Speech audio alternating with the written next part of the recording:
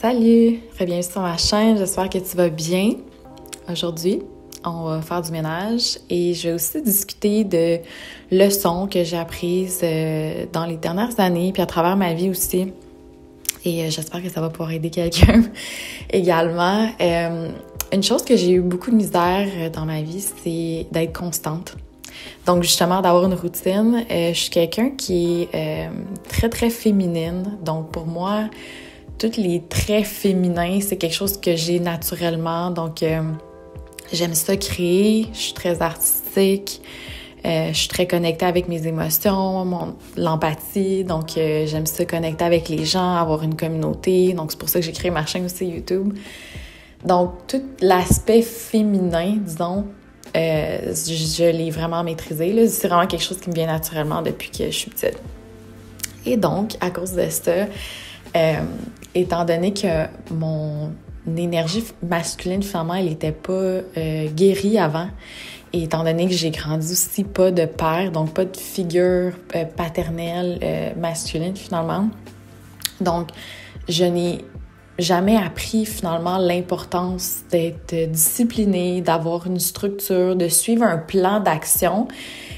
Mais ce qui est vraiment le fun, par contre, c'est que, étant donné que j'ai appris à faire ça par moi-même, je suis capable de balancer les deux maintenant et je pense que c'est l'équilibre parfait parce que quand on est trop dans l'énergie masculine, ben là, ça devient plate, OK? Quand on est trop structuré puis quand c'est trop robotique, à un moment donné, tu sais, je parle avec beaucoup de mes clients puis souvent, c'est ça le problème, c'est que on dirait que leur vie manque de jus, je sais pas comment expliquer, ça manque de vitalité, ça manque d'excitement.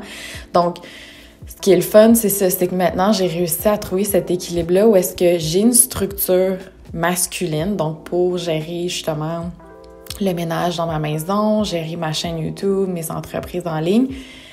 Et à travers tout ça, étant donné que c'est automatisé aussi d'avance, ça c'est un autre truc que j'ai trouvé aussi qui est vraiment, vraiment pratique, bien au quotidien, ça me permet probablement de me détendre. Si jamais je suis malade, bien, je peux prendre le temps, je peux prendre les journées pour me reposer. Je peux passer du temps aussi avec mon garçon, ce qui est vraiment important pour moi parce que je veux pas que ça soit des étrangers qui l'élèvent, je veux l'élever moi-même.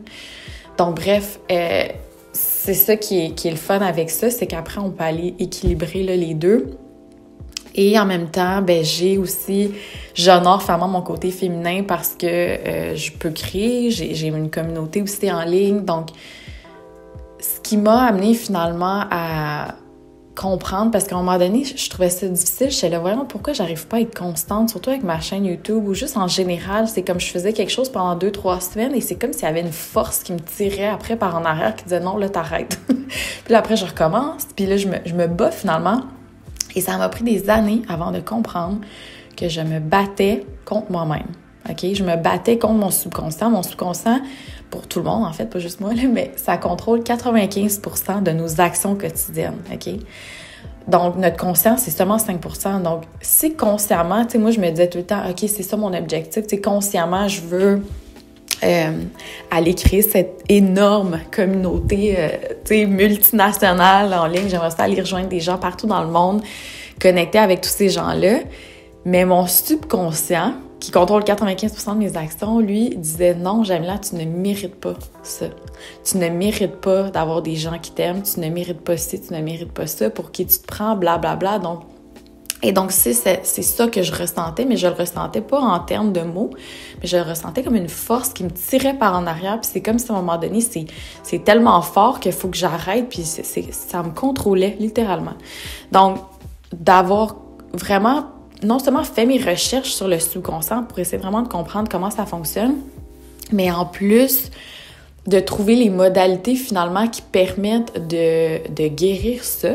Honnêtement, ça a changé ma vie. Et c'est tellement plus facile maintenant. Je suis tellement plus productive, juste en général dans la vie.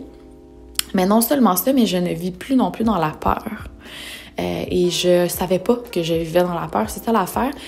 Puis souvent, les symptômes de ça, c'est juste, par exemple, on regarde notre réalité puis on se dit « OK, attends, c'est vraiment pas qu'est-ce que je veux, là. C'est vraiment... Ça représente pas qui je suis, ça représente pas mes valeurs ou qu'est-ce que mon cœur veut. » OK? Donc ça, c'est ça les symptômes. C'est ça. C'est comme ça que j'ai fait « OK, attends, il y a quelque chose qui ne fonctionne pas ici. » Et donc, tous mes cours, tout ce que je fais, mon travail maintenant est basé sur ça. C'est basé sur les 3 phases là, de guérison. Et pas juste l'éducation, parce que oui, il faut s'éduquer puis savoir c'est quoi, mais après, c'est le processus aussi. C'est justement le côté énergétique. Et ensuite, il y a une routine après, pendant 40 jours à suivre. Donc, vraiment, là, ça a été tellement difficile d'arriver à ce point-là dans ma vie. Ça a pris, oh mon Dieu, plus qu'une dizaine d'années. Ça a vraiment été long où est-ce que j'ai passé tellement de temps à être anxieuse et dépressive, OK? Et en ne sachant pas pourquoi. Et à chaque fois que j'allais chercher de l'aide, je ne recevais pas l'aide que je voulais ou je recevais pas d'aide du tout. Au contraire, c'était de la culpabilité, de la honte que je me faisais projeter finalement. Donc, ça faisait juste empirer honnêtement les choses. Donc, c'est vraiment le fait de m'être isolée et d'avoir vraiment plongé dans mon processus de guérison, puis aller lire des livres, puis vraiment aller tester plein de choses.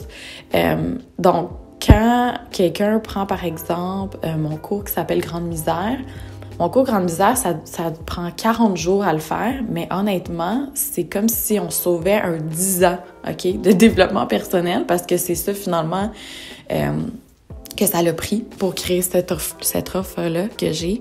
Donc, bref, l'importance de l'énergie masculine, surtout quand on est une femme qui est très féminine, c'est ça qui va vraiment aller créer cette structure-là, finalement, qu'on a besoin pour mettre quelque chose au monde. Donc, non seulement, oui, les femmes, on met des enfants au monde, mais on met aussi des entreprises au monde, on met des idées, OK? Ça, c'est l'énergie féminine qui fait ça. L'énergie féminine, c'est au niveau de la création, donc l'idée, la vision, OK? Mais il faut l'énergie masculine guérie pour être capable d'amener cette vision-là, finalement, dans la réalité. Parce que quand, par exemple, on a une idée d'entreprise, n'importe quelle entreprise, il y a des étapes à suivre. On peut pas juste se lever un matin et commencer une entreprise. Il y en a qui prennent plus de temps, plus de ressources. Mais en général, il y a toujours des étapes à suivre. Et donc, c'est important d'être vraiment ancré, OK? Puis d'avoir son énergie masculine qui est vraiment calme, qui est vraiment ancrée et qui est très claire. Comme ça, on est capable après de se faire une structure puis se dire, OK, là, j'ai telle chose à faire, puis on peut aller suivre vraiment un plan d'action et l'exécuter. Parce que ça aussi, l'exécution, ça, c'est la partie d'habitude qu'on perd les gens. Là. Les gens ont des idées, des rêves, OK? Tout le monde va être millionnaire, mais personne ne veut faire le travail, finalement, pour arriver jusque-là. Et ce qui est bien, par contre, aussi, quand on équilibre ça avec l'énergie féminine, c'est qu'on comprend aussi que c'est pas nécessairement de travailler plus fort, mais c'est de travailler plus intelligemment. Et ça aussi, c'est un autre blocage que je vois aussi énormément chez les gens, où est-ce que la plupart des gens, dans leur subconscient, ils pensent que pour mériter d'avoir du succès, pour mériter d'avoir des ressources, n'importe quoi, ils doivent tout sacrifier. Ils doivent sacrifier le temps avec les enfants, ils doivent sacrifier le temps avec le partenaire de vie, ils doivent... Et c'est tellement dommage quand je vois ça parce que je le sais que, par exemple, juste de dire à quelqu'un « Hey, c'est ça que tu es en train de faire en ce moment, ça ne fonctionne pas comme ça, malheureusement. » Tout le monde est responsable de son processus personnel de guérison, finalement. La seule chose qu'on peut faire, c'est d'être un modèle. Puis moi, c'est ça que j'ai remarqué, c'est que je me dis, au lieu de parler à quelqu'un puis de dire « Hey, j'ai remarqué que tu as tel blocage » ou tu sais... J'ai remarqué que ça faisait juste créer des chicanes. Donc, à ce moment-là, ce que je fais, c'est que le focus, je le mets sur moi. Moi, je crée cette réalité-là. Et ce qui arrive, c'est que les gens nous regardent, vivent une réalité qui est un peu différente de la leur, puis ils se disent « Wow, OK, attends, il y a d'autres façons de vivre. » Et c'est là que on devient finalement un leader, OK? C'est ça, finalement, que j'ai appris aussi. Mais c'est ça qui est bien d'arriver justement dans la trentaine, c'est qu'on arrive avec plein de belles leçons comme ça. C'est juste important justement de les intégrer aussi, évidemment. Mais c'est ce que j'ai appris dans les dernières années avec ça. Et depuis que j'ai fait ça, finalement, depuis que je fais ça, je suis capable aussi d'avoir une structure justement à la maison où est-ce que je suis capable de m'occuper de la maison, faire le ménage, m'occuper de plusieurs entreprises et quand même être capable d'avoir le temps de me reposer puis passer beaucoup de temps avec mon enfant parce que c'est ça ma priorité numéro 1. Donc, laisse-moi savoir dans les commentaires qu'est-ce que tu penses de ça. Est-ce que c'est des choses que toi aussi tu as apprises? Et oublie pas de cliquer sur j'aime, t'abonner aussi si c'est pas encore fait. Et on va se voir dans la prochaine vidéo. Bye!